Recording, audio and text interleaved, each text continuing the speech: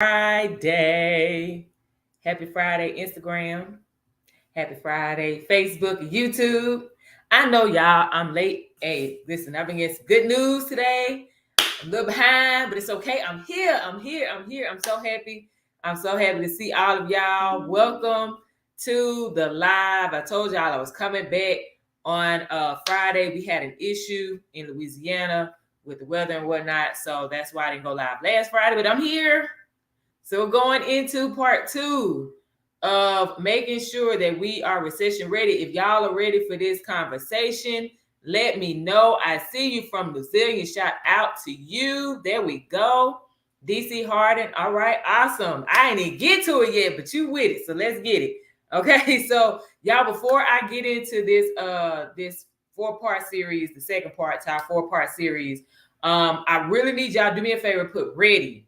Just type the comment ready to let me know you ready, you excited like I am to get into this, because I want to make sure every single one of you are ready for a recession. You are coming out on the other end of the recession with more money than when you went into a recession, okay, in your economy. So before we get into this live, DC already did it on Instagram. Please let me know where you are tuning in from. Drop your city, drop your state, drop your country. Wear it proudly like DC Harden did over here on Instagram.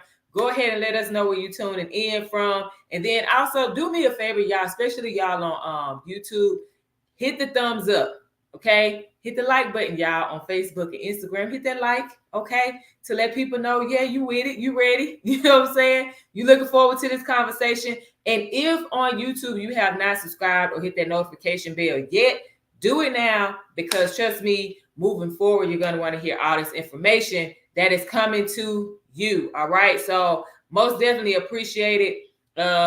Really appreciate it, y'all. Last thing, feel free, y'all, to share this live stream with someone or whoever those individuals are that you know have been struggling, okay, with hitting their financial goals. I know that it's a tough time for some people, maybe more so than others. But look, at the end of the day, all we need to do is just share what works for us, things that have not worked for us, and then hopefully over time, you and whoever you share this with, they'll be able to put together their own plan and come out in a much better financial position, not just this year, but future years to come, okay? Because I'm pretty sure when you share this with them, there's going to be something of value given to them. They're going to get something. So remember, y'all, sharing is caring, beautiful people, all right? And last but not least, before we get into everything, y'all, I am not a financial advisor. I know I talk about money. I know I talk about all these things, y'all, but I am not a financial advisor. All I do is share things with you all that has worked for me, things that I have done and or are currently doing right now as advised by my financial advisor. So she can't reach everybody. Guess what? I have some people who listen to me. Shout out to y'all. I'm going to share with you all the things that she is instructing us to do to make sure that we have everything set up for our kids, grandkids, great-grands, so on and so forth, okay?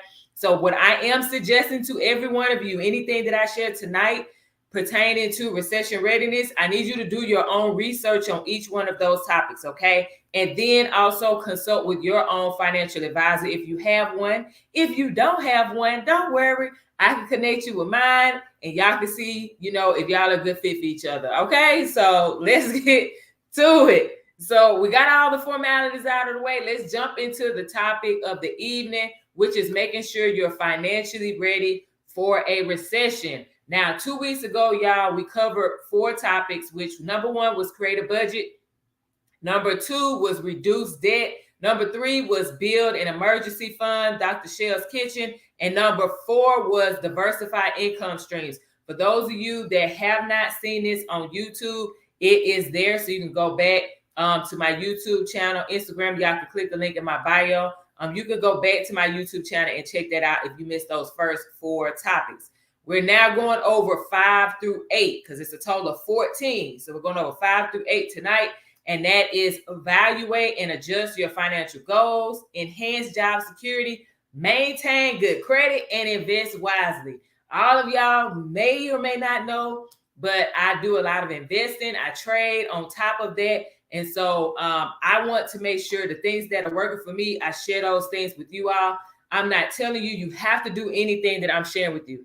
All I'm doing is giving information because information was given to me. I applied it. I took what worked and kept running with it, and I discarded what didn't work. I will share with you all things that did not work and the things that I did to turn it around to where it worked based off of everything that I've been taught. Okay.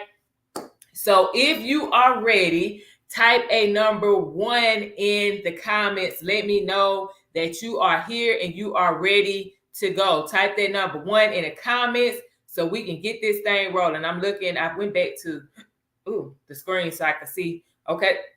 Excuse me. All right, so let's get to it. Number one, write this down, y'all. Number 1 is going to be evaluate and adjust financial goals. Listen, y'all, ignoring your financial goals or failing to adjust them can lead to unrealistic expectations. And we all know something about financial mismanagement. At some point in your life, you have mismanaged the funds, the wealth, the money that has been blessed to touch your hands, to touch your accounts, to touch your broker accounts, and so on and so forth. But here's the thing. We need to make sure that we understand the impact of those type of consequences, because when we fail to evaluate and adjust our financial goals, this can result in missed opportunities for growth, right? Failure to achieve long-term goals, and also increase financial stress, and that is unnecessary by any means. Okay, we do not want to do that. Here's the thing. If you don't do anything else I share over the next 2 weeks, okay, be sure to reassess your financial goals periodically. Periodically could mean weekly. That could mean monthly for you. I would never tell, this is something I would say. This is a suggestion, okay?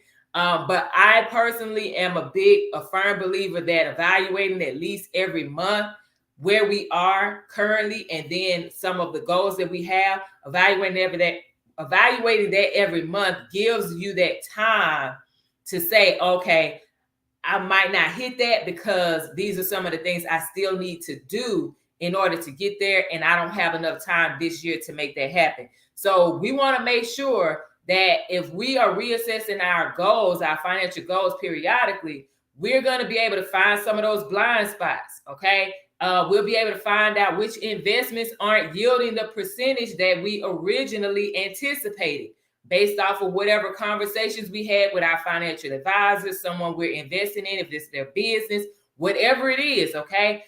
We may find that the cost of our monthly expenses have increased. And so we need to take a look at that, okay? Or we may need to increase our deductions if you're working a job, or if you have a business, you may need to increase how much you're deducted from your income to put into your retirement fund. Because right now, what you're doing, it may seem cool, but if you're looking at the next 5 years, the next 10 years, and you're like, hey, I'm planning on retiring in the next 10, 15, 20 years, this is for my people who I'm talking to you. If you are in your 40s, like for real, because I'm 41. If you are in your 40s, y'all, you should be looking every single month. No BS. You should be looking every single month at your financial status. Okay. You need to be looking at every single investment that you have, all expenses. Is everything lining up? Do you have a trust? All kind of stuff. These are things that you really need to make sure that you're doing, especially for my people in your 40s, okay? If you're like me, we don't have time to sit here and just be like, whatever, I just check that out another time. No, we don't have that time, okay? We need to be on our stuff. So the number 1 thing I suggest to everyone when evaluating and adjusting your financial goals is to, number 1, communicate with your spouse first if you have one. You all need to talk about the where you are right now financially and where you want to go, where you want to be, to make sure that you all are on the same page.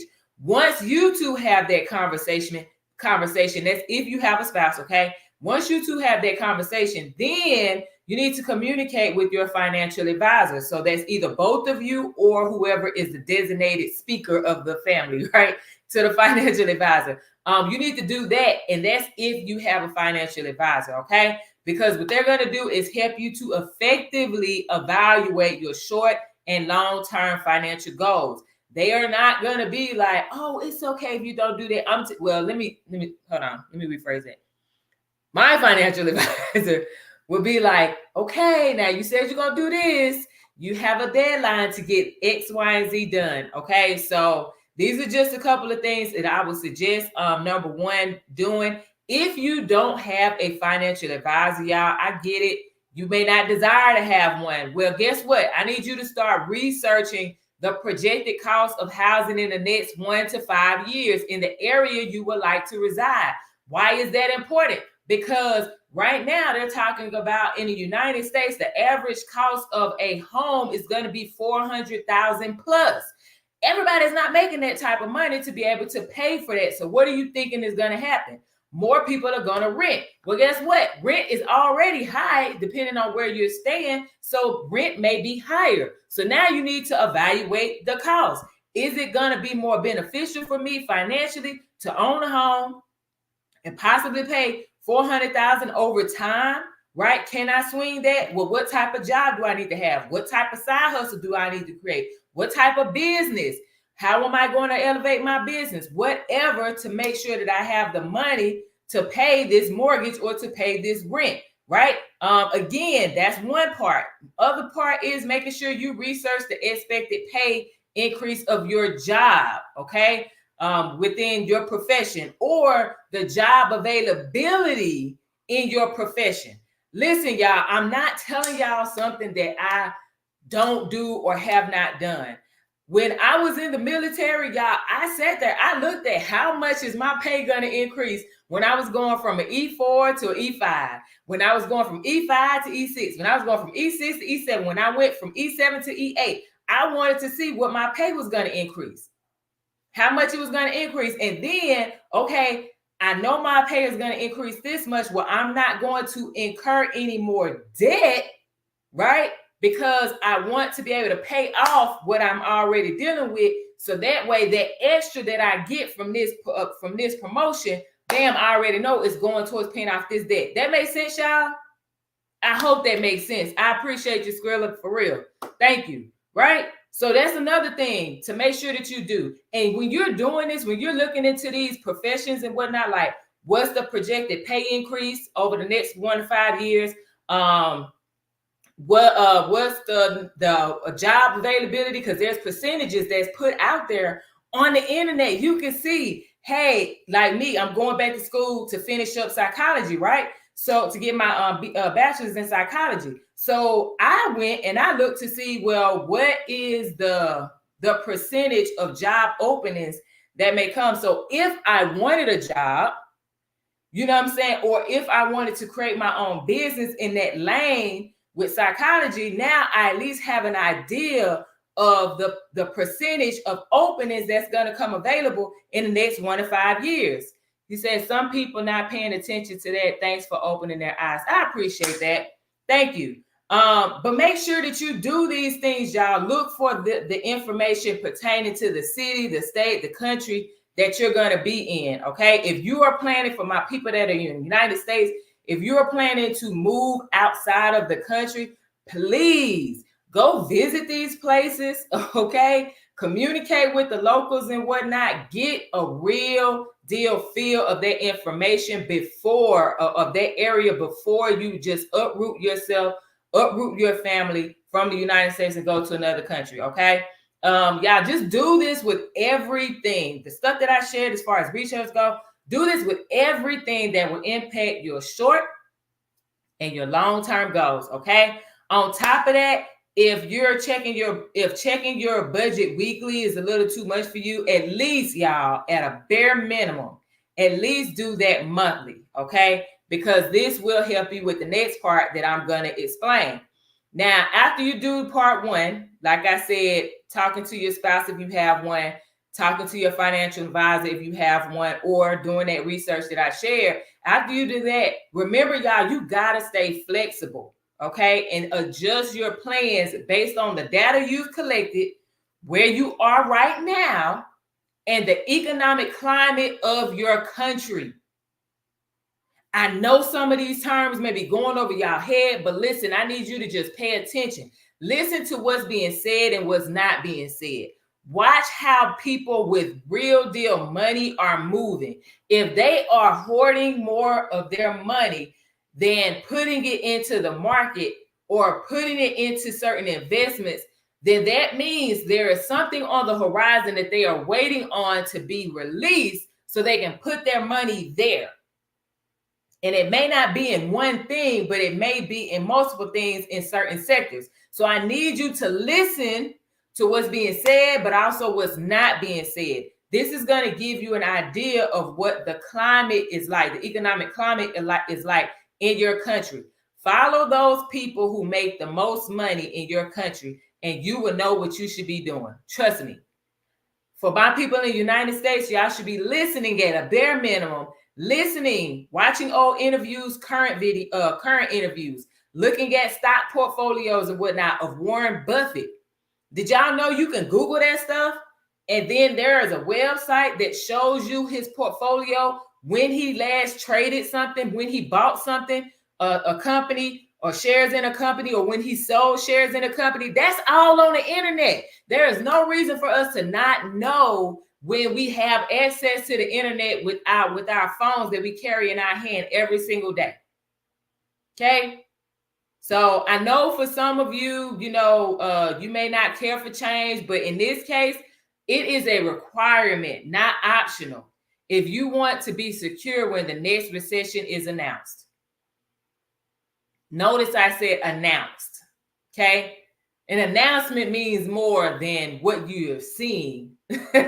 You have a feeling, you're doing your research, but when it's announced, then that's when stuff hit the fan, okay? All in all, y'all, it's just important to set realistic and achievable financial goals. That is something that I really strive to do. It's work for me, and not it's a work, but it is work for me. And I'm sure some of you may be like me and have huge goals, okay? Just don't forget the type of work and the type of person you must be in order to get there, whatever your goal may be or goals may be. I don't want you to lose everything when another recession or worse happens, especially here in the United States. I want to be able to hear, from y'all that you took these 14 steps that I'm sharing over these past 4 weeks, and then you make them your own when you're implementing them, and then you came out in a much better financial position after the recession because you were properly prepared, okay? So that was number one. I know I went a little longer than I anticipated. It's all good. We're going to get into number two, okay? Number two, we are going to enhance job security. Now, here's the thing, y'all. There is a consequence that comes when we take it a little, lightly, right? Neglecting to improve your job skills and network can result in job loss with limited prospects for re-employment. Now, on top of that, when we're talking about a consequence, the impact of that is unemployment during a recession can be prolonged. I was listening to a young lady, I think it was last week maybe, or 2 weeks ago, where she was talking about during the last recession, she lost her, no, not during the last recession, during 19, okay? During 19, she lost her job, and she went through her whole savings. She had 6 months worth of money saved to cover all of their bills, but she wasn't able to get a new job. She wasn't able to get another job. So they were relying on debt. So that is the impact of, not having that job security. Now, here's the thing. I want to make sure that you all are thinking about a few things when it comes to job security. I don't have a job now, but I will tell you, when I was working in the military, okay, you could lose your position. You could lose the trust of your soldiers if you are a reckless leader, you know what I'm saying? Because you're in the position because of your rank, whereas being in that position because you genuinely want to lead people in the right direction. So a couple of things that I want to share with you all just from a military perspective, but hopefully this applies to civilian life because, my only job as an adult was being in the military. Okay, so hopefully this helps y'all. But I will say it being in business is helping me too. So number one thing I will say is always study your profession. Like seriously, read whatever books, listen to whatever audios, go to whatever trainings that are available. Like seriously, do those things consistently. Don't wait for your supervisor or manager or whoever to tell you to do those things. You know what I'm saying? I know some people are like, I ain't paying that, and you'll be the first one to get fired. I'm not being funny. I'm being honest. The person that's like, I ain't doing all that. That means you don't respect the fact that God put you in position to have this job. And on top of that, you really don't care if you stay there or you go. So you're okay with not having the money to put into your home, into your family, and so on and so forth. And if that's okay with you, then that's fine. Keep that mentality. But for my people who want to make sure that when a recession is announced, they are secure in their job until they find something else that they want to do, if that's what you want. Okay. So always make sure that you are studying your profession.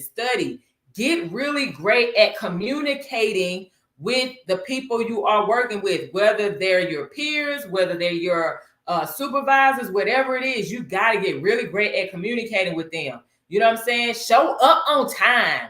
Or actually show up early. In the Army, we were taught be 15 minutes early. So that way, if anything happens, you can catch it.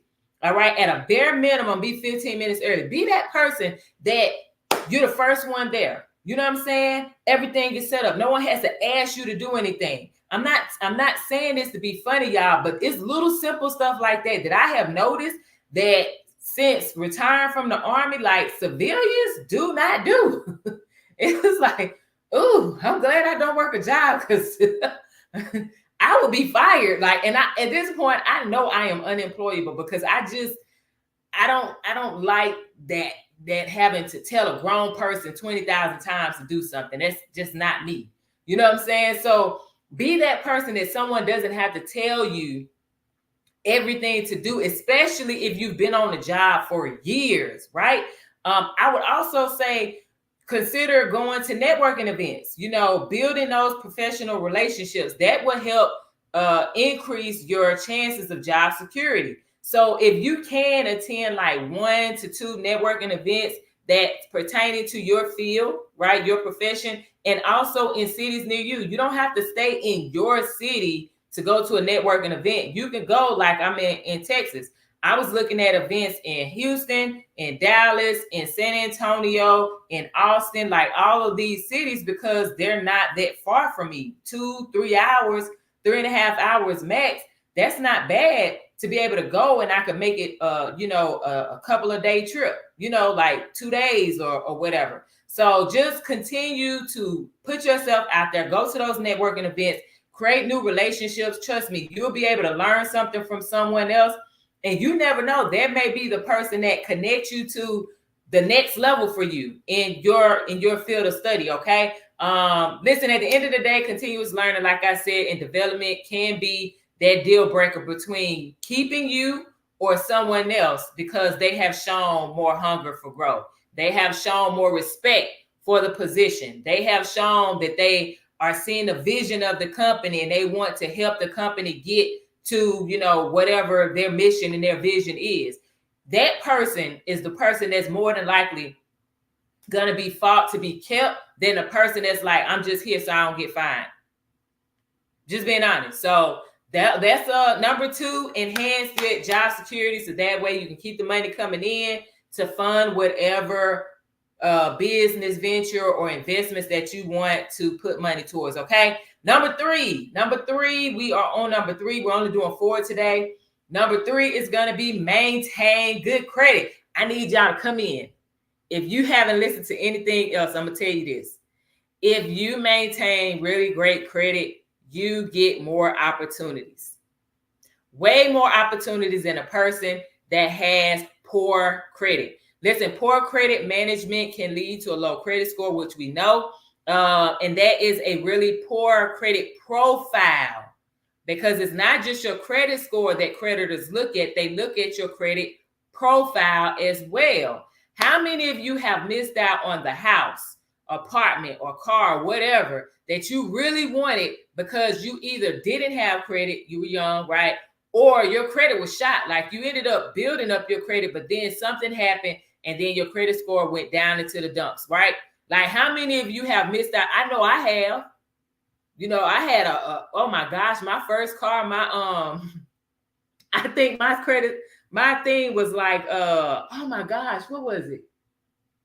My interest was like 18 or 19% or something. Like, what is going on? So yeah. Anyway, I just say for you all, if this is something you're like, hey, I really need to work on. First, I want to let y'all know I am not some credit guru. Okay. So all I'm going to do is just tell y'all some of the things that I did to improve my credit score when I didn't have any credit at all. And I was 19, 20 attempting to purchase. Well, no, my bad. 21 attempting to purchase my first car. And then also when I messed up my credit because I didn't understand credit and then had to rebuild it. All right. So, you know, just keep in mind, y'all, when you don't maintain good credit and you have bad credit, a bad credit score and a really poor credit profile, that can increase the cost of any type of borrowing, whether that's loans or credit cards. It can limit access to credit, and it can even affect job opportunities as well as renting or purchasing a home. So these are just a few things that having that bad credit, it's a no-go. It's going to mess up everything, y'all. Having a good credit score is crucial to your ability to accumulate wealth in this country here in the United States, truth be told, you know, because the wealthiest people in the world leverage credit and their networks to expand their portfolio. Listen to them all. And I guarantee you they talk about who they know, what they've learned from those individuals, how they've implemented their networks, and also the fact that they have credit gives them more leverage to make more money over time. While some of us who have not had good credit are struggling with being able to get the bare necessities. So y'all, I'm telling y'all, I'm not a credit guru again. Like I said, all I'm going to do is just tell y'all some of the things that I've done, things that work for me. And if you want to do it, like I said, do your own research, okay? And then implement according to you, whatever you feel you need to do, all right? So first things first, before we get into anything, y'all, the first thing I would always tell people, pay your bills on time. Pay your bills on time. I cannot stress that enough. This is the fastest way to ruin your credit because payment history makes up 35 to 40% of your credit score. And it's looked at as the creditors for confirmation of your ability to pay your debt and on time. Okay? So make sure that you are paying all of your bills on time. Pay your rent on time. Pay your mortgage on time. Pay your car note on time. Pay your what else? You know, anything with your business. Pay everything on time, y'all. Okay? Don't get more than what you can afford to pay. All right? Because we do have a tendency here in the United States. I can't speak for any country, but we do have a tendency here in the United States to live above our means. We need to start looking at how we're really living. Are we living above our means or are we living below our means? Okay. That's something to look at. Number two is reduce your credit utilization. Now, if you don't understand that term, credit utilization, I'm going to give you an example, right? If you're ready, let me know. Say, yep, I'm ready, Leona. I got you. Okay. I see you. So let's go. Here's the example. Let's say you have a credit card and you have a limit of $15,000 on that credit card. Well, you have spent that entire $15,000, but you have paid back $2,000 so far. So you still owe $13,000 on that credit card. That is your current balance, right? That means you are utilizing most of your credit available. That's almost 90% of your credit being used at that time. Y'all, listen, this is a big no-go when it comes to credit. Okay, you got to work towards keeping your credit utilization below 30%. The lower, the better for you because it gives you more options in the future. This tells the creditors that, hey, this person is really good with the credit that they are given because they pay their stuff on time. They are keeping their utilization very low. Like, yeah, they have a limit of $20,000, but their balance is, $1,000, $1,500, $500, whatever it is, right? So if you're keeping your credit utilization low, you're less likely to be denied credit when these first two things that I share with you, paying your bills on time, keeping your credit utilization low, you're more likely to receive more credit than being denied because those two are in excellent standing. Okay. So I'm telling y'all, it won't be easy at first, especially if you have really bad credit right now, like you're in the 400s or the 500s or whatever. Trust me, y'all, there are things that you can do to help get your boost your credit score at the moment, but you'll still have to work on other things. Again, y'all, I'm not a credit guru, but I can share some of the stuff. If you want to know like what I did, I can share some of those things with you because I did a couple of things and my credit score shot up like 60 points in a matter of 30 days or so. So, I mean, I'm just saying, like, that ain't my calling, but like I said, I want to help people. Okay. Again, you are looking at some work, but with that credit utilization, I almost forgot to tell y'all, with that credit utilization, that makes up about 30% of your credit score. So between paying your bills on time and credit utilization, you're looking at almost 70% of your credit score is based on those two things. So if you mess up one of them, you automatically, bam, you almost half of your credit score is going down, right? So just keep that in mind, because what the creditors are doing with this credit utilization, they're looking at the amount of debt you still owe and if you can afford to pay them back if they were to extend credit to you. So that's just something to keep in mind. Hopefully this is helping. If it is, give me a thumbs up. Y'all give me a thumbs up, like the video, share the video if you know someone could really use this information. And if you are on YouTube, do me a favor and hit that subscribe button as well as that notification bell so you know when I'm going live next time, okay? Now listen, y'all, at the end of the day, having a good credit score during a recession is the best leverage you can have. There will be massive sales in the real estate market, stock market, retail, all kinds of things. So you'll be able to take advantage of low cost like the billionaires when you maintain good credit.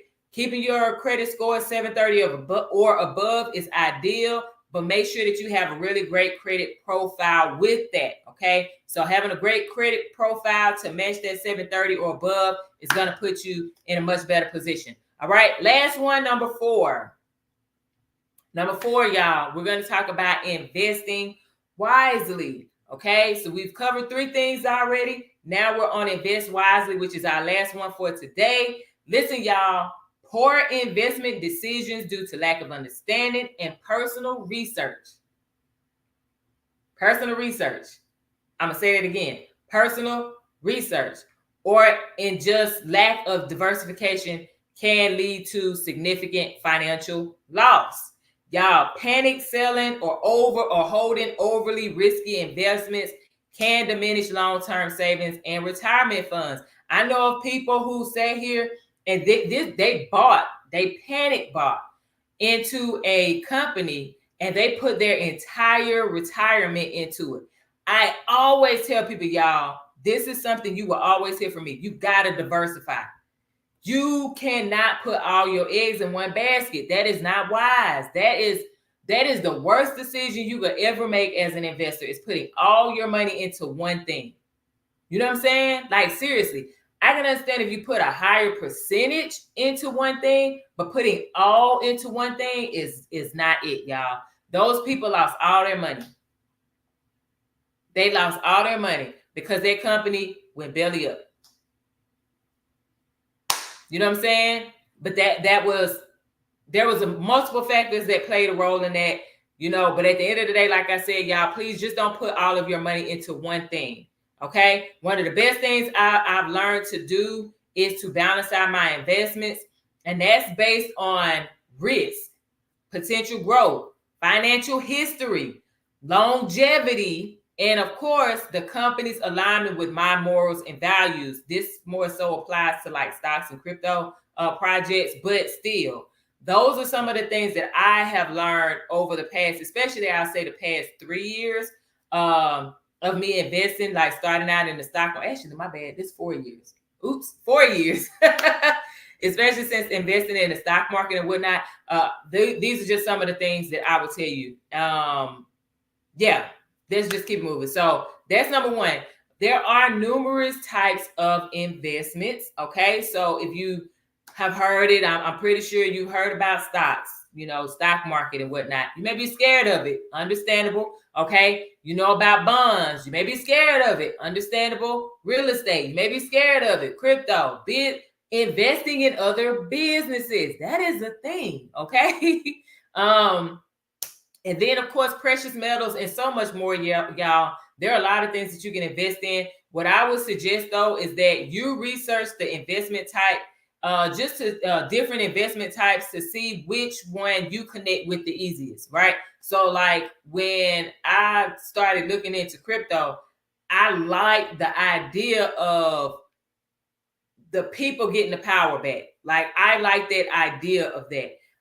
That was really attractive to me. Like the stock market is great, but at the end of the day, the stock market has crashed and all this stuff. So at that time when I was investing, starting out investing in crypto, I didn't know anything about a crypto crash or nothing. I just felt like this is a really great way to get me investing and having great gains, but also, I control how it moves. Like I control where I put it and all of that stuff. Like I control that, not the bank. So that was me. Okay. But I just need you to do that. Never force yourself to invest in any market, because honestly, it may not be your season to invest in it, in that market at the time. Like right now, for me personally, I'm looking to invest more in precious metals, right? Crypto is second, stocks is third, real estate is last for me right now. Why is that? Because I'm looking at the people who are making the big money, and they're not putting millions and billions of dollars into these markets right now. They are holding cash. They are storing up cash. So that tells me that if the people with the big money, billionaires, are storing up cash, it looks to me that they are preparing for something so that way they can buy up in bulk. Well, guess what? I want to do the same thing, right? I'm paying attention to the cues. So guess what? That's my cue. I don't want to put all of my money into the stock market right now because the value of it is a bit, overinflated. You know what I'm saying? Like everything is on these highs. Well, when it finishes with these highs, what is price going to do?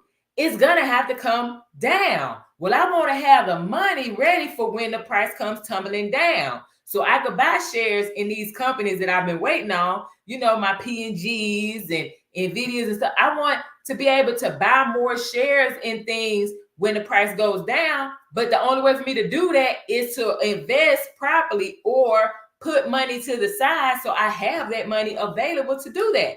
Okay. Now listen, like I said, y'all, it may not be your season to invest in certain things. Be okay with that.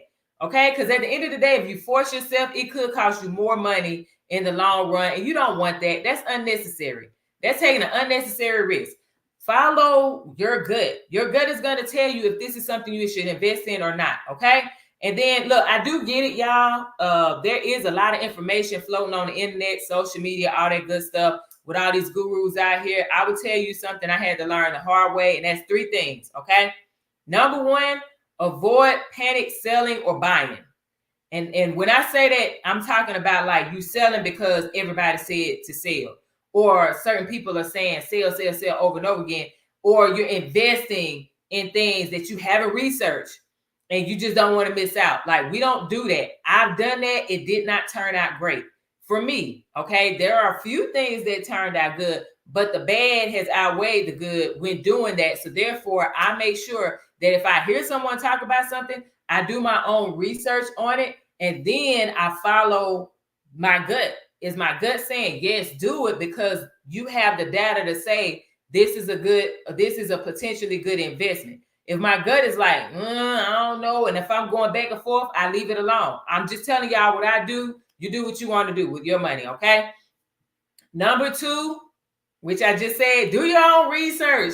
No matter who is giving you the information. I don't care if it's your financial advisor. Take their advisement, take their words as like, okay, that's advice. I'm going to look into it more, and then I'm going to make a decision because you are advising me. You don't tell me what to do. You're saying these are some things that are available. These are some options that could potentially help you get to X, Y, and Z. So now take all of this information, do what you will with it, make a decision. That's what your financial advisor is going to do. They only move when you say, yes, I'm ready to move. Okay. Number 3, stick to long-term strategies, okay? Consistently looking for those quick flips and not having a long-term plan, I'm telling you right now, it's going to lead to you being scammed, and you're going to be mad at yourself and then mad at the other person and then mad at this person or whatever. When at the end of the day, it's your fault because it's your mind, it's your money. No one held a gun to your head prayerfully to tell you to invest in this thing, this company, this situation. You chose to do that because you were looking at quick dollars, quick euros, quick pounds, whatever it is. Y'all, I'm telling you, worse things can happen. Like I shared with you about that couple that lost all of their money from their retirement because they went and went off of what someone said. Yeah, they provided a bit of data, but they didn't move wisely with that investment. They could have invested a small percentage of their retirement, but not all. Okay. So have long-term investment plans in place and always reevaluate, like I said, for number 1. Okay. So that is it, y'all. That is it. I gave you 4 things to look into as far as helping you to be recession ready. So if this has helped anybody, let me know in the comments. If you are watching the replay, if you are live, let me know in the comments if any of these 4 steps helped you. I would love to read some of your key takeaways. Y'all on YouTube, shout out to y'all as well. And some of the things that you're going to be implementing right now to be recession ready. All right. Don't forget, y'all, that sharing is caring. So feel free to share this live stream or replay. Okay. Share this with someone or those people you know that just need a little nudge, you know what I'm saying, to get their finances in order. All right. Hearing it from you may fall on deaf ears. I know for me, sometimes people hearing me, they're like, there go Leon again. But if they hear from someone else, they're like, okay, yeah. Well, I mean, I said that, 2 months ago, but it's all good. Sometimes hearing someone else's voice, hearing them say it a different way, it may resonate with them. So if you've been saying some of the things that I've said, maybe they just don't want to hear from you right now. Okay. And it's okay to hear it from me. And they're like, okay, that makes more sense. All right. And it may jolt them into action. So just do them a favor and share with them today. Okay. Now, if you want to become part of the Prosperity Cause community, feel free to visit my website. Y'all see that Instagram. You see that in the description of, not the description, in the in my bio. Geez, the link in my bio. And then Facebook, same thing. You'll see it in the description of this video, in the caption of this video, and then YouTube, it's in the description of this video as well. You can just simply type trading in the message box if you're interested in trading. If you are specifically interested in investing, like knowing what type of investments we're getting into and whatnot, and why we're getting into those things, then type invest in the message box when you get onto my website. Okay. This way you're not receiving information about trading when you only want to know about investing, or you're not receiving just information about investing because you want to know about trading. Okay, so that is it, y'all. I'll be back next Friday, July 19th, same time, 7 p.m. Eastern, 6 p.m. Central, 4 p.m. Pacific, for part 3 of this recession ready series. So put it on your calendar now so I can see you on Facebook, Instagram, or YouTube. All right, that's all, folks. Have a great weekend. Remember to start where you are, use what you have, and do what you can today, like Arthur Ashe said, and you will see great improvements in your life. All right, that's it. See y'all next week. Bye.